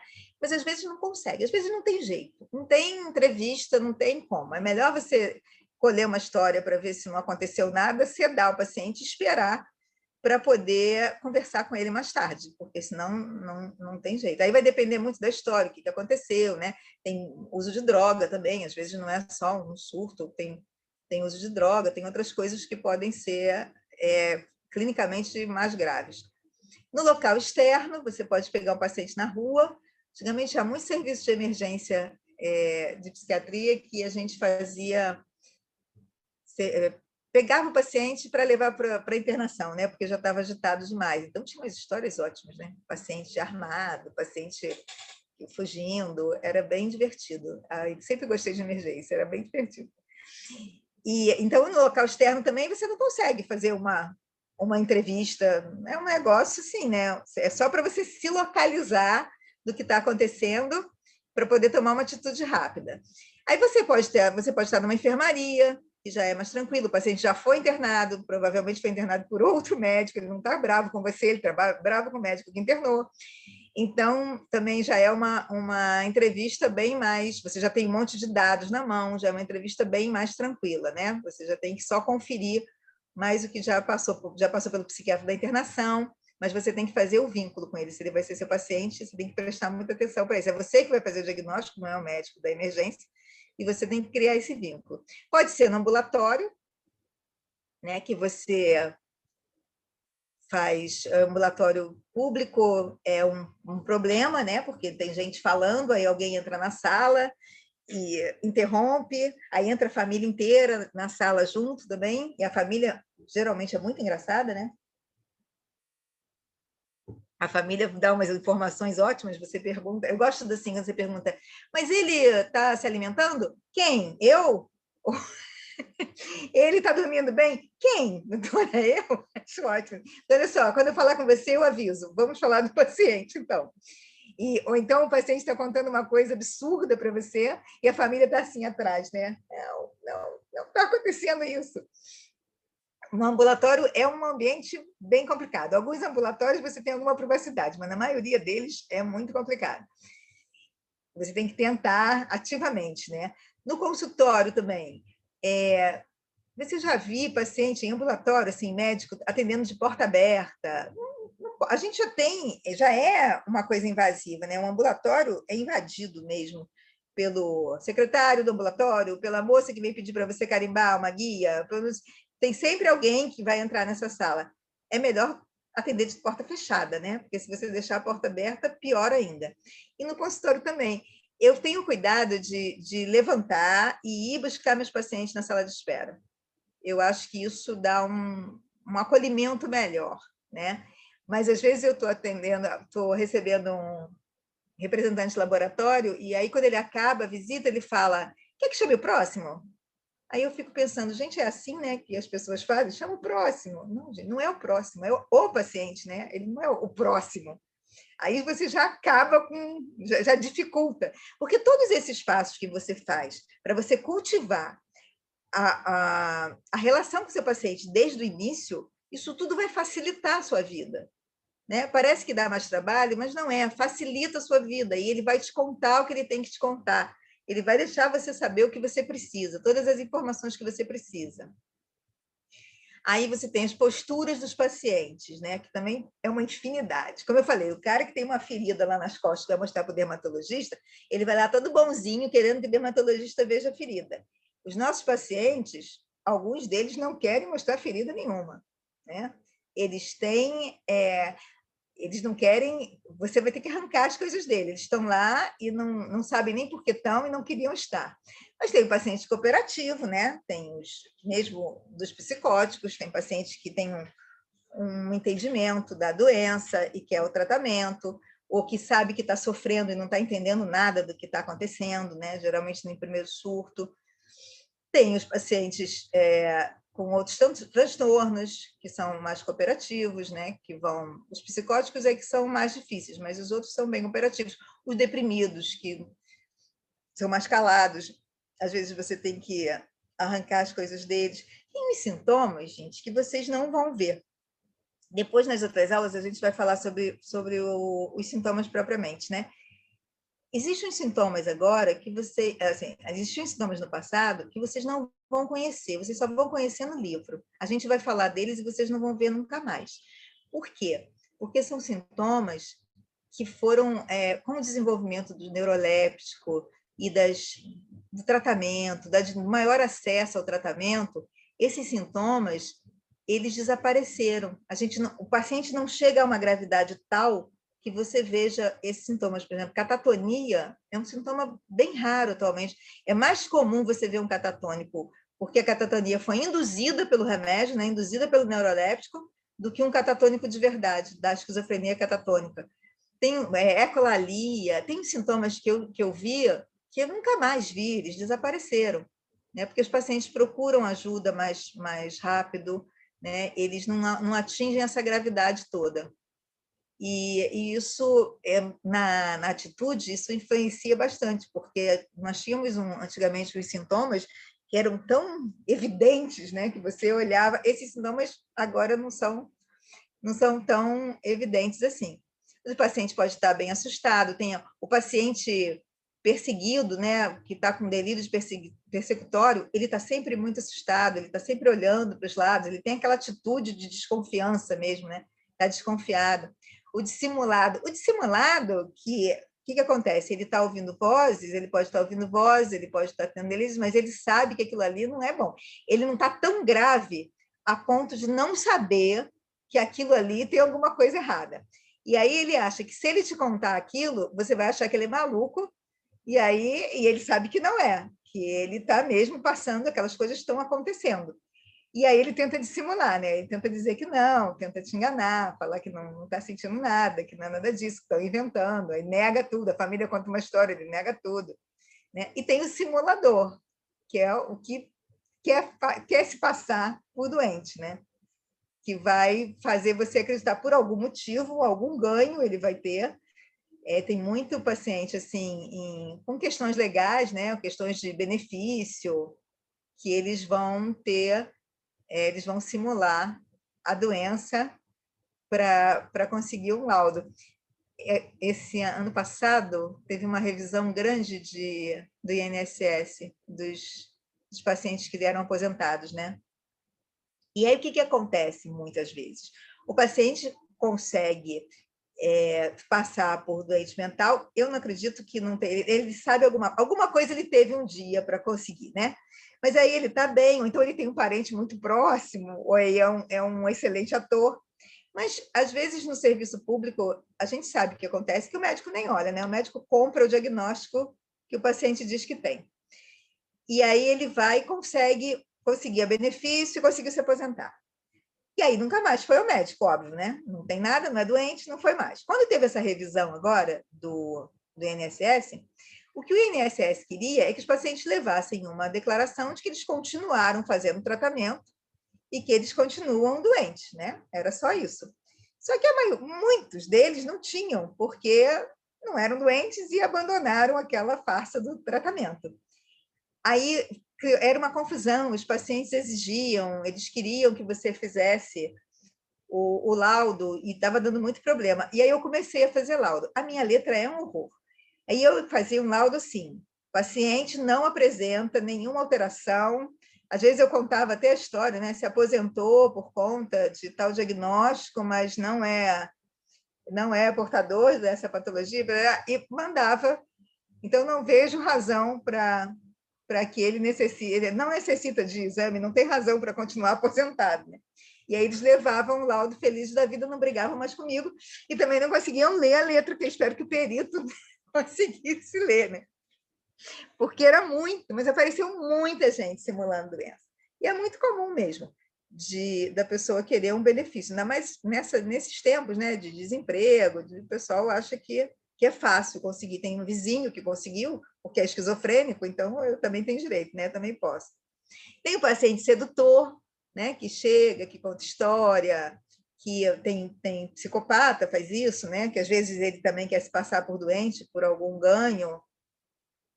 E tem aquele paciente que você tem que dar um limite, né? Que você tem que ter um limite com ele, porque ele quer resolver tudo, ele quer tomar o remédio que ele quer. Geralmente, os sedutores são assim, ele quer fazer o uso da medicação que ele quer fazer tudo do jeito que ele quer, e isso é fácil de identificar. Os maníacos também, né? Os pacientes, os bipolares, hipomaníacos, ou até os bipolares, por causa do tom da bipolaridade, né? Eles tendem a ser mais sedutores. O paciente pode ser hostil, né? Dramático, aquele paciente ansioso que faz um drama, que chora, que faz um escândalo, e você tem que controlar aquilo com calma, né? Porque você não pode entrar na mesma vibe dele, né? Na mesma onda dele. Paciente agressivo, que você vai precisar, às vezes, de alguém na sala. A gente precisa sempre prestar atenção. Os pacientes psiquiátricos, eles sofrem mais agressividade do que são agressivos, né? Eles são mais vítimas do que atores de agressividade. Então, e por que são agressivos? Porque, às vezes, eles inserem você no delírio dele. A maioria das vezes é isso. Ele está delirando, ele está achando que está perseguido, e aí a família leva para internar, ou leva para uma consulta, aí ele acha que você também está comum acordo com os perseguidores, e ele pode ficar bastante agressivo. Você sempre tem que prestar muita atenção nisso, porque pode acontecer uma agressão mesmo, né? Mas não é o geral, isso não é uma coisa... Você consegue perceber se ele está envolvendo você no delírio. Isso eu já vi acontecer muito com paciente com rebaixamento de consciência, com delírio tremens, que aí ele te confunde com outra pessoa, né? Faz um falso reconhecimento. O esquizofrênico também pode fazer isso, mas eles são... os de rebaixamento de consciência, eu acho que é mais difícil de lidar com a agressividade deles. O esquizofrênico ainda dá para conversar. Paciente agitado, né, que às vezes tem que conter, não tem assunto. Prolixo, né, que não para de falar. O prolixo você tem que interromper, você tem que esperar ele respirar para poder interromper, né, porque senão ele vai falar Você tem que começar a fazer pergunta, porque senão ele não para de falar. Aí, se você começar a fazer pergunta, ele vai tentar responder, aí você interrompe de novo com outra, até que ele consegue entrar no... Mas isso, por exemplo, o prolixo é uma das coisas que você nota de ver, né? Você não precisa nem perguntar nada. A atitude, né? A postura do paciente são sinais que você só observa, você não precisa do paciente te contar. Né? O indiferente, no caso do simulador, não, né? Do simulado você tem que conversar com ele, mas tem várias maneiras que você não precisa nem falar com o paciente para identificar, né? O indiferente, o excitado, né? Que é o agitado, movimentos anormais, né? Que tem aquelas estereotipias de movimento, a gente vê, às vezes, cinesia tardia, né? Você já identifica com esses movimentos anormais. Esse, por exemplo, era um sinal muito rico que eu estou falando, vocês não vão ver mais. Obediência automática, flexibilidade séria, que você botava o paciente assim numa posição super incômoda, ele ficava lá sem problema, você mexia com ele como se fosse de cera. Você mandava ele fazer alguma coisa absurda, assim, tipo entrar debaixo da mesa, ele fazia. Isso aí vocês não vão ver mais. Esse sintoma, eu acho que o neuroléptico já acabou com eles. Não chega a esse ponto de gravidade, entendeu? O doente não chega mais a esse tipo de gravidade. Consciência rebaixada, que é importante também, né? O paciente está lá meio... Deixa eu voltar. Está com a consciência rebaixada, é o paciente que eu não gosto. O paciente que chega sedado, né? Você está de plantão no hospital psiquiátrico, recebe um paciente sedado. E aí? O que é aquilo? Né? Paciente psiquiátrico bom é paciente que fala, paciente que grita, se mexe e fala. Esses são os mais seguros. Esse sedado, você não sabe o que é, por que está com essa consciência rebaixada, né? Se tem alguma coisa orgânica ali, se tem alguma coisa neurológica. Então, é muito complicado. Isso aqui precisa de uma investigação. Se você está no hospital geral, você consegue investigar um paciente desse. Mas se você está no hospital psiquiátrico, numa clínica psiquiátrica de plantão, você não tem como fazer isso. E aí é muito perigoso você aceitar esse paciente, porque você não sabe, na verdade, o que aconteceu. A não ser que seja, mesmo que seja um esquizofrênico conhecido. O esquizofrênico pode ter batido com a cabeça, pode ter levado um tombo, entendeu? Por que está assim, com essa sedação? Né? Às vezes, quando eu falei dessa menina do tumor, que acabou indo tudo na conta da ansiedade, e por isso ela foi bem prejudicada, tem umas coisas, assim, às vezes eu falo para o paciente, principalmente o ansioso, né? O ansioso está com dor, está sentindo dor no peito, vai para o cardiologista. Eu falo, olha só, espera ser faz tudo, deixa ele te examinar, fala o que você sente. No final, quando ele for medicado, você fala, doutor, eu faço tratamento psiquiátrico e eu tomo tal remédio. Porque senão a tendência é o médico já achar, já bota assim, 60% na conta da ansiedade, entendeu? E não tem paciência, porque ansioso tem que ter muita paciência, né, para o paciente ansioso. E às vezes nem o psiquiatra tem, imagina clínico. Então é um paciente que a gente tem que ter bastante cuidado. Vamos lá. Foi ótimo descobrir essa setinha aqui embaixo. Mas eu vou melhorar, viu, gente? É porque essa é a minha primeira aula online, tá? Mas eu vou conseguir. Olha aqui, a apresentação. Então, a gente viu a atitude, agora a gente vai ver a apresentação. Esse também não depende do paciente, não depende do paciente falar para você ver, né? Higiene, né? Esquizofrênico não gosta muito de tomar banho, mas você vê higiene, vestimentas, maquiagem. Aí a paciente chega para você completamente deprimida, se queixando, chorando, malzona, e está lá, toda maquiada, linda, cabelo perfeito. Aí você fala assim, nossa, mas você se cuida bem, né? Ai, doutora, eu fui hoje no salão para ver se eu melhorava um pouco. Isso é uma depressão bipolar. Ela pode estar deprimida, mas ela consegue, né? O bipolar, ele fica sempre brigando com a depressão, ele fica sempre tentando. Então ela está em hipomania e dizendo que está deprimida, né? Porque está reclamando de alguma coisa e ela resolve que está deprimida.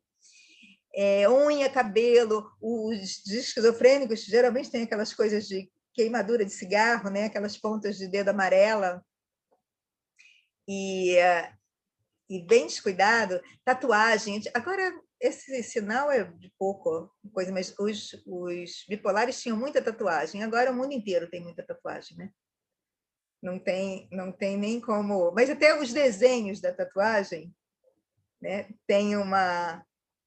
te dizem alguma coisa, né? Outro dia eu atendi uma paciente online que estava deprimida e falava de ideia de morte, e eu achei que ela tinha uma tatuagem aqui escrita morrer. Eu olhava, eu estava querendo perguntar, e eu estava querendo ao momento certo para perguntar, mas não era morrer, era uma outra palavra que eu não lembro agora, mas eu olhando, eu achei, porque tinha uma letra meio gótica, assim, eu achava que estava escrito morrer, eu fiquei apavorada de ver. Aí depois eu falei, essa é a sua tatuagem. Aí não era uma outra palavra que eu não lembro mais. Mas pode ter um sinal, né? O tipo de tatuagem pode dar um sinal. Dentes, né? Esquizofrênico, psicótico, com dente, eles são muito descuidados, às vezes não depende nem da classe social, né? Dificilmente você recebe um paciente no consultório sujo, não. Mas cabelo, né? As unhas, os dentes, você vê cheiro, né? A gente tem cheiro de hospício, não sei se vocês já sentiram, quando vocês vão no hospital psiquiátrico, existe um cheiro de hospício. Diziam que era o aldol, o perodol, que fazia, aumentava uma sudorese com um cheiro característico. Eu acho que é sujeira mesmo, né? E fica porque é uma dificuldade, dar banho em psicótico é uma dificuldade. Então, a gente, quando começa a anamnese, a gente começa por identificação, né? Idade, sexo, estado civil, profissão, religião. Isso aqui já dá muita coisa para a gente, né? Idade é um negócio também que, às vezes, você vê, o cara diz a idade, você se assusta, né? Porque está muito acabado, está muito envelhecido. Sexo hoje em dia tem tantas opções também que ficou muito difícil esse negócio, mas você tem algumas pistas. Estado civil, né? Se continua casado. Aqui você já vai fazendo muitas perguntas, né? Profissão, por que eu trabalhei, não trabalhei, trabalhou com o quê? Né? Por que não trabalhou? Como é que foi essa vida profissional? Você já vai perguntando desde aqui.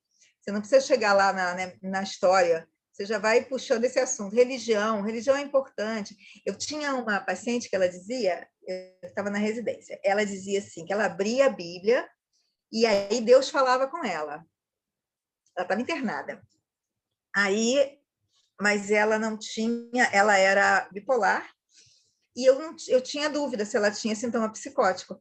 Mas aí ela falava isso, que ela abria a Bíblia e Deus falava com ela. Aí eu falei, oba, tem uma alucinação auditiva aí, né? Ela tem um sintoma psicótico.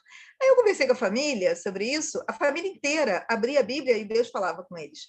Porque era a sensação de que eu leio aquela frase e é como se Deus estivesse me dizendo, né? A gente consegue imaginar isso, apesar era uma família evangélica, então a gente eu não sou evangélica, mas é muito próximo, né? São religiões muito próximas, então você consegue imaginar como é que funciona isso.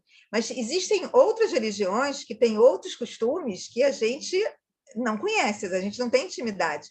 Então é sempre legal perguntar sobre isso direitinho. Início da doença, história da doença, olha que eu revisei isso aqui. O início da doença, se você pega um paciente, você tem que contar uma historinha, né? Na psiquiatria você monta uma história inteira, não é aquela coisa de tópico da clínica, né? Você monta uma história bonitinha, assim, né? O paciente começou com sintomas, com tal idade, parará, e você vai contando. E aí ele foi internado, não foi internado? Primeiro surto. Precisou internar? Não precisou internar? Como é que foi? Continuou o tratamento depois? Teve outro surto? Aí você vê se o paciente ele continua tratamento, se ele se recupera depois de uma internação, que é o bipolar, pode fazer um quadro super grave e depois se recuperar completamente, né? E aí para de tomar o remédio, porque tá bom, e aí volta a ter crise. Até ele entender que precisa tomar medicação, às vezes leva muito tempo. Até ele ter um diagnóstico certo de bipolaridade, leva quase 10 anos, né? Então, você tem que ver a historinha de vida dele. O que aconteceu? Como é que foi? Aí estava trabalhando. Depois da primeira internação, voltou para o trabalho? Porque se ele voltou para o trabalho normal, é porque ele se recuperou bem, né? Mas ele pode não ter voltado. Ele pode ter ter sofrido tanto no primeiro surto que não conseguiu retornar à atividade antes, que é a nossa adaptação pré-mórbida, né? Como é que era a adaptação? Ele tinha amigos, ele saía, ele tinha namorada? Como é que era que funcionava esse paciente antes desse surto? E essa história familiar, importantíssima, né? Porque a gente sabe que tem uma condição hereditária grande. Mas você tem que montar uma historinha para você conseguir visualizar o que aconteceu com aquele sujeito. Isso dá muita pista para o diagnóstico, né? Você tem que perguntar e ir fazendo essa história clínica direitinho, que isso vai ajudar muito. E essa adaptação pré-mórbida também, como é que ele era? Tem uma coisa que é muito triste, eu acho, assim, o esquizofrênico adoece geralmente na adolescência, né? 14, 15 anos, geralmente a personalidade pré-mórbida dele é a que a gente chama de esquizoide, né? O cara já é mais reservado, já é mais caladão. Aí você vê na classe menos favorecida, você tem o filho que não, que assim, ele não joga bola com os meninos na rua, ele vai para a escola, não tem muito amigo, então ele fica mais quietinho, o professor acaba dando mais atenção. Aí é o menino que estuda mais, porque ele fica em casa, ele não é expansivo, ele não tem amigos, ele é mais na dele. Aí ele fica em casa, fica estudando. Aí a família começa a depositar todas as esperanças deles naquela criatura, né? Não, esse aí ele vai estudar, ele vai ser alguém na vida, né? Ele vai melhorar. Aí, quando chega 14 anos, o garoto começa a delirar e fica maluco. Isso é muito ruim, é muito triste, né? É muito triste, porque a família... E aí a família ainda fala assim para você, não, ele ficou assim porque ele estudou demais. Ele ficou assim porque ele estudou muito, ele ficou desse jeito. Mas isso acontece muito, é uma história que você vê com frequência. Tem umas histórias que se repetem. Quando eu quis fazer psiquiatria, assim, eu sempre quis fazer psiquiatria, nem sei quando foi, mas eu ganhei um livro que tinha um prefácio. Eu não sei nem que livro era e nem sobre o que tratava, mas o prefácio falava assim: em toda a história da humanidade, existem 6 ou 8 histórias que se repetem. Eu fiquei tão revoltada com aquilo, porque para mim, que queria fazer psiquiatria, a humanidade era assim uma coisa infindável de histórias, né? Era um negócio assim, era uma curiosidade, mas não é bem assim, entendeu? Hoje eu sei que em toda a história da humanidade existem 6 ou 8 histórias que se repetem. É impressionante como as histórias se repetem. Às vezes o paciente começa a te contar a história e você já sabe aonde aquilo vai dar. Eu tenho uma amiga que a gente brinca que a gente devia ter um tarô na gaveta, falar, peraí, deixa eu ver aqui como é que vai acabar isso. Porque você já sabe, quando começa a contar a história, você já sabe para onde ela vai. Graças a Deus, tem umas ótimas que vencem qualquer previsão. E aí é bem legal, mas que elas se repetem. Isso é a parte decepcionante da história. Bom, a gente vai ver nas outras. Oi? Só para eu entender, essa adaptação pré-mórbida são essas histórias, então, que elas vêm antes, ou ele era muito quieto, e depois ele desencadeia alguma coisa, a forma como ele agia antes da doença, né? É antes dele adoecer.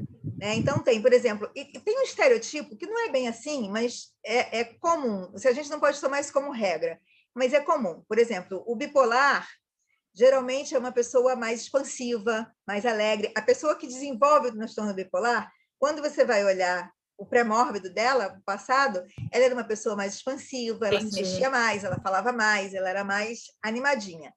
E o esquizofrênico, geralmente, é o esquizoide, é o mais calado, o mais quieto. E, às vezes, você tem, por exemplo, numa família de bipolar, você tem o traço da bipolaridade. Então, você tem aquele monte de gente, parece família italiana, né? Aquele monte de gente animado, que gosta de festa. Eles não são doentes, eles têm um traço, né? Eles têm o traço da bipolaridade. Essas famílias costumam ter um bipolar ou outro aí no meio. E na família dos esquizofrênicos, né, quando tem vários esquizofrênicos na família, se você olhar, é uma família mais reservada, é um povo mais... Não é anormal, não tem nada de anormal, mas é uma pessoa mais reservada, mais quieta, mais tranquila, mais esquisita mesmo, como a gente diz, né?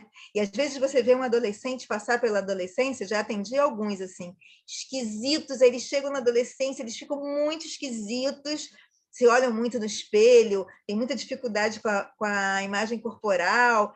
Aí, assim, alguns desenvolvem a doença, outros não. Outros passam e vão bem. Também não sei, não acompanhei o suficiente para saber mais tarde, né?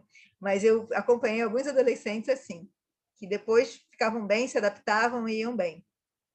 Ok, obrigada. Essas avaliações das funções psíquicas é o que nós vamos ver, e volta, Nelma, é o que nós vamos ver durante o curso, tá? Nós vamos falar de todas elas, consciência, orientação, atenção. É óbvio que as funções psíquicas, elas acontecem todas ao mesmo tempo, né? Elas estão, o cérebro funciona inteiro, elas estão todas lá. Mas a gente não consegue estudar assim, a gente tem que dividir para poder estudar uma de cada vez. Então, é isso que nós vamos fazer, é isso que nós fazemos na psicopatologia. A gente vai estudar a consciência, a orientação, as alterações mais comuns, né? Tem umas curiosas que vocês não vão ver, mas eu vou contar, porque são legais. Então, a gente vai estudar todas essas funções para poder fazer um exame psíquico completo, porque o exame, a entrevista, como eu falei, a gente já vê várias coisas, ó. A memória, por exemplo, o paciente, durante a entrevista, se ele fornece todos os dados pessoais dele direitinho, ele está orientado, né? Ele sabe que dia é, ele sabe o endereço, ele consegue te contar a história dele, é porque você já vê que a memória, você consegue prestar atenção no que você está perguntando, né? Você já vê que dá para avaliar mais ou menos inteligência, né? Se o sujeito consegue responder direito, se já tem alguma limitação. Então, tem várias dessas funções psíquicas, algumas você depois tem que voltar e perguntar especificamente, mas várias você já vê na entrevista mesmo. E aí, sim, agora, gente, a gente não fez intervalo, mas nós vamos terminar, tá? Ó, o diagnóstico, é que eu tenho que botar esse quadradinho, eu quero ver vocês, mas esse quadradinho fica aqui na minha frente. O diagnóstico, existem 2 tipos de diagnóstico em psiquiatria, isso facilita muito a nossa vida. A gente tem um diagnóstico transversal e um diagnóstico longitudinal. O longitudinal é o que tem que ser feito. Mas, às vezes, você tem que fazer um diagnóstico transversal daquela situação.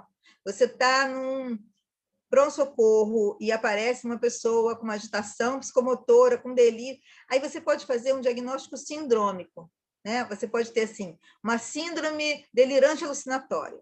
Você sabe que o sujeito está apresentando delírio, está apresentando alucinação, mas você não tem ideia do que é aquilo. Ou porque você não tem a história dele, né? Você não sabe nada, ele não te informa nada. Tudo que você vê é que ele está delirando e alucinando. Então, você pode medicar e tendo o cuidado para aquilo não ser uma intoxicação, né? Não ser uma outra coisa que não seja psiquiátrico, né? E você pode fazer um diagnóstico, um corte transversal daquilo. Isso aqui é uma síndrome, é o que eu estou vendo nessa hora. É uma síndrome delirante alucinatória. Né? Como pode aparecer um paciente super animado, alegre e expansivo e agitado, e você dizer que aquilo é uma síndrome maníaca. Mas você não sabe qual é a doença de base, né? Você pode fazer um diagnóstico. Então, você tem um diagnóstico transversal.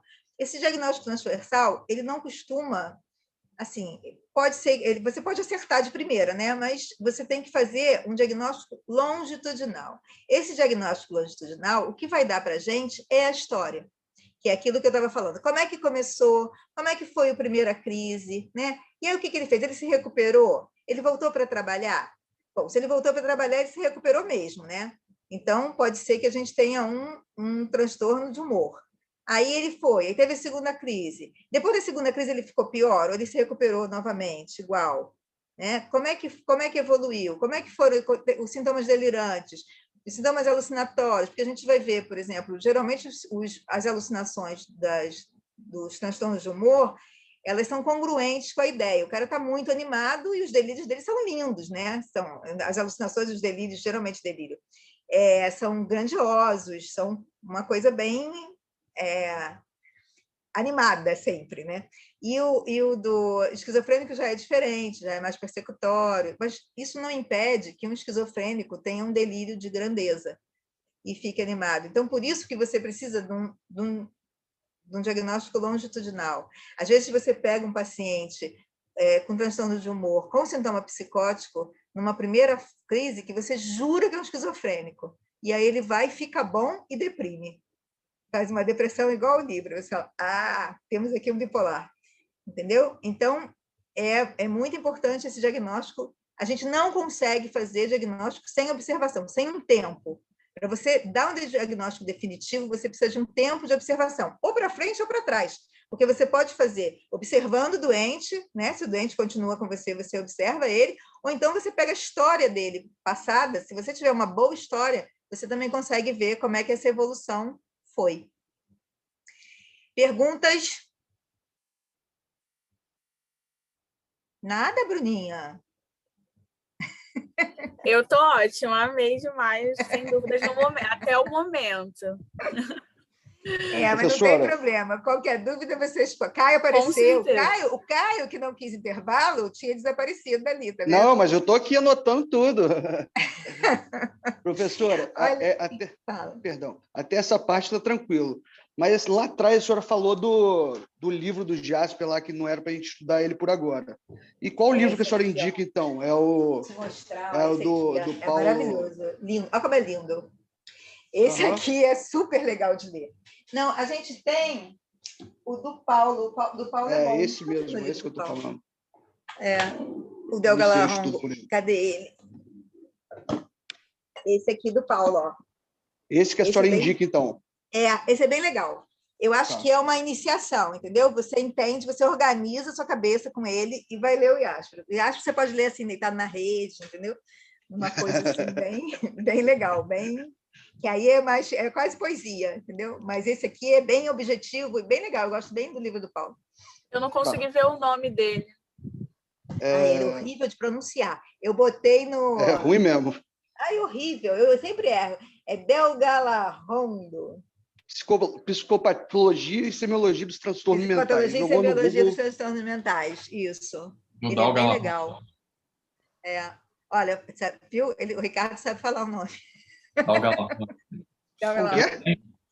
Eu tenho algum desses livros, eu tenho ele. Del Galarrondo. Eu tenho ele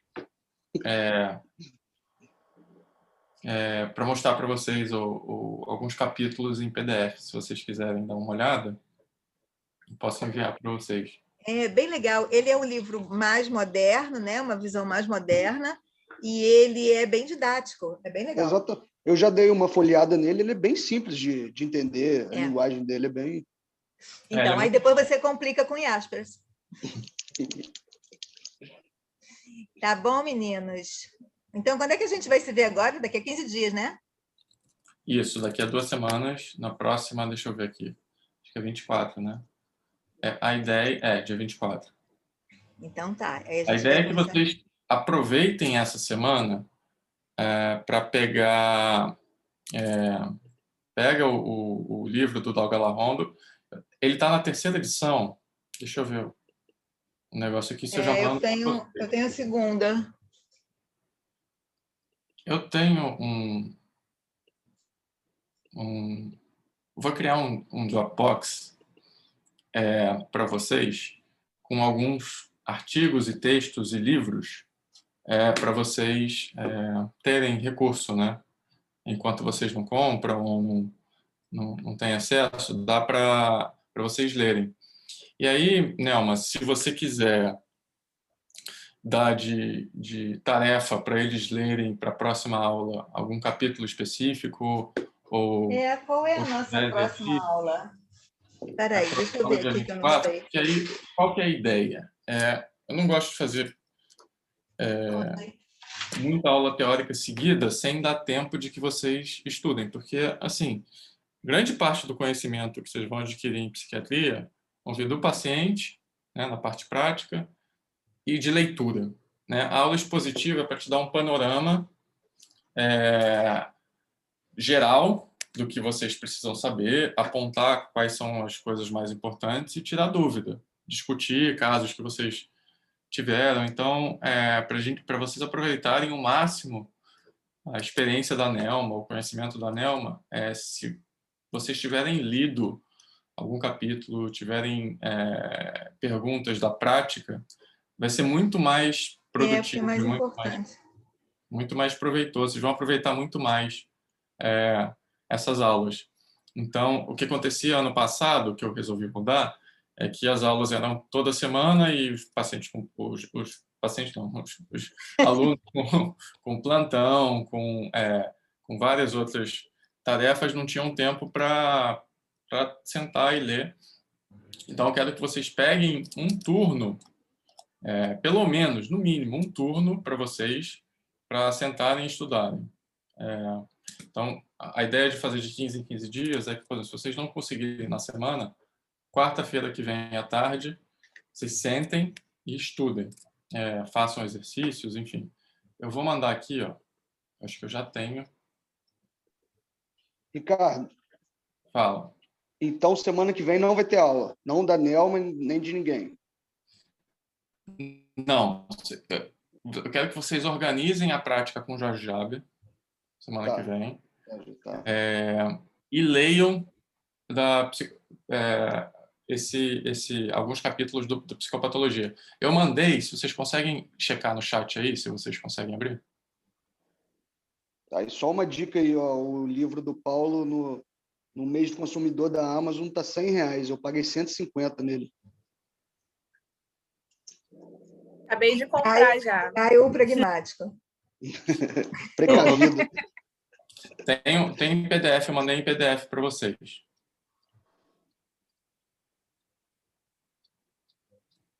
Então, aí a próxima aula é consciência, orientação e atenção. Pode ler essas coisas, né?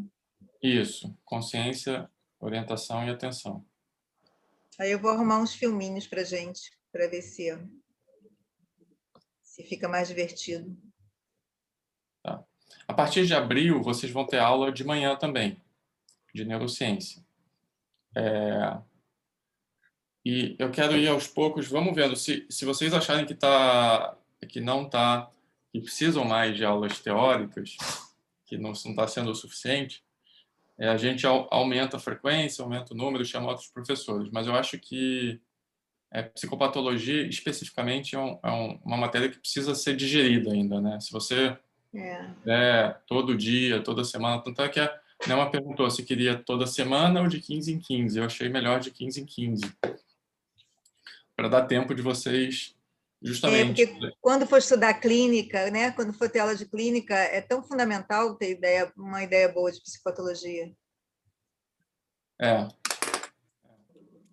Eu mandei a lista também de presença no Google Forms. Deixa eu ver. Alguém está falando que só marcar de E tarde. psicopatologia é uma delícia, né? Ricardo, eu que perguntei, porque só aparece uma opção, marcar de tarde ou de manhã do dia de hoje. Aí tem que assinar duas vezes. Tá. Só tarde. Obrigada. Não tem problema, não precisa colocar, não.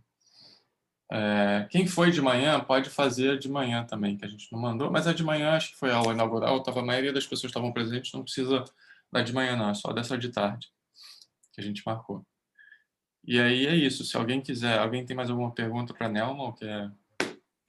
Falaram que mandaram um link, mas eu acho que não apareceu para algumas pessoas, eu não recebi. Qual link? Da assinatura ou do... Não, do download do livro. Checa, logo embaixo da assinatura do link, tem um arquivo. No próprio chat. Eu posso mandar também no WhatsApp lá. Tá, pode ser. Beleza. Só para confirmar uma coisa, a gente vai ter... Vocês vão mandar os capítulos que a gente tem que ler essa semana, agora, depois? Não, são os capítulos para, assim, os de introdução, seria bom vocês lerem. E a próxima semana seria o quê? Orientação. Atenção. Cadê? Atenção. Consciência, orientação e atenção. Tá. Ok. E aí pode ler o que a gente fez hoje, né? O que a gente falou hoje, e a gente pode tirar dúvida também, né? Na próxima. Provavelmente vocês já vão ter tido alguma aula prática até semana que vem. Então, vocês vão ter experiência com o paciente, vocês podem também aplicar e perguntar.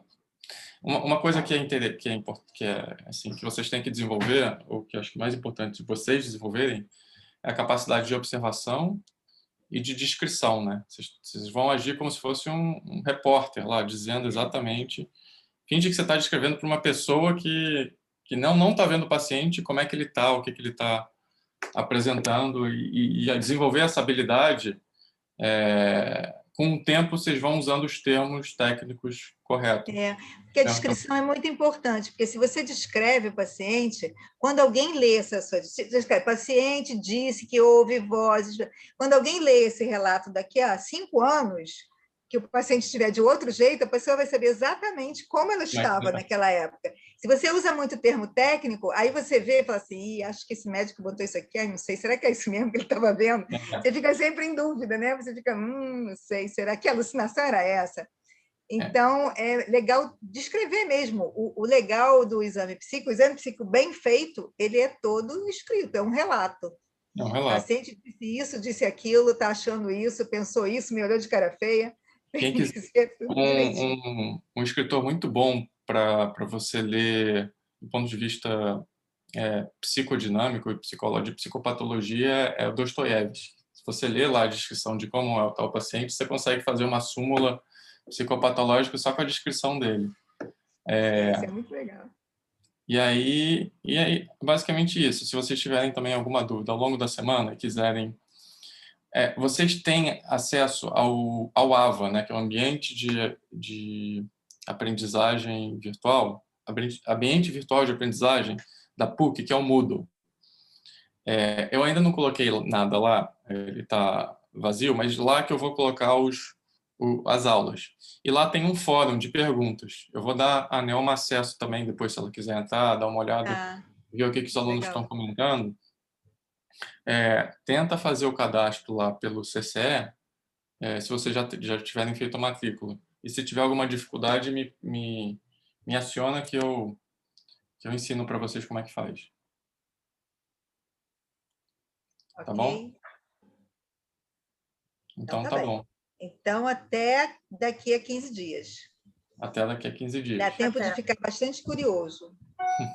Ansiosa já. Beijo. Beijo. Tchau. Beijo. Boa tarde.